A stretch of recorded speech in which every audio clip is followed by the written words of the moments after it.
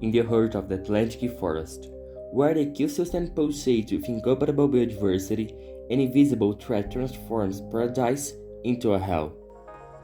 Cubatão, which might be the world's most polluted city.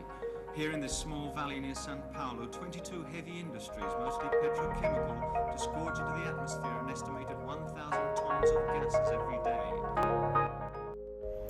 By watching this documentary, you can learn the entire history of Cubatão. Cubatão is a city once called the Valley of Death, a place of chaos and deforestation. It is a story of resilience and the power of nature. Here, past and present intersect, and hope shows that even in the face of destruction, it is possible to rewrite destinies. Before the arrival of colonizers, Cubatão was already pulsating with life. Indigenous groups left signs of their presence thousands of years ago. Shell minings, cave paintings, and trails through the Serra do Mar.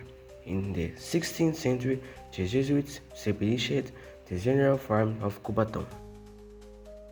A strategic territories where the port stakes and trade demonstrate their importance to the colonial later with Portuguese colonizations. These lands become an essential passageway between the coast and plateau and sends struggles, resistance and transformations of the whole shape entry region. In the 20th century, Cubatão grew driven by industry.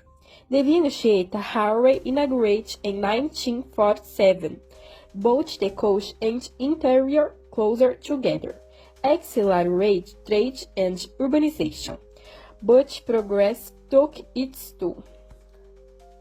Pollution, illegal occupations, and the tragedies marked the love of man.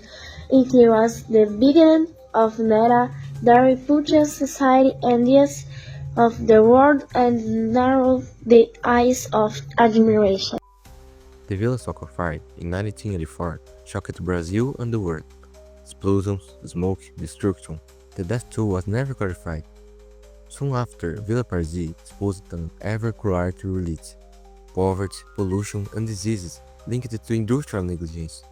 Cubatão earned the title of Death Valley, but this city, marked by pain, also holds a history of resilience and courage that no one could have imagined.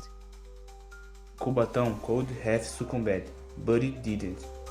Rigorous environmental projects in partnership with governments and the UN transformed the city.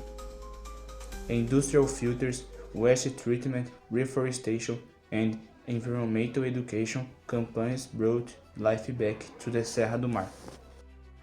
And the symbol of this transformation began to fly again.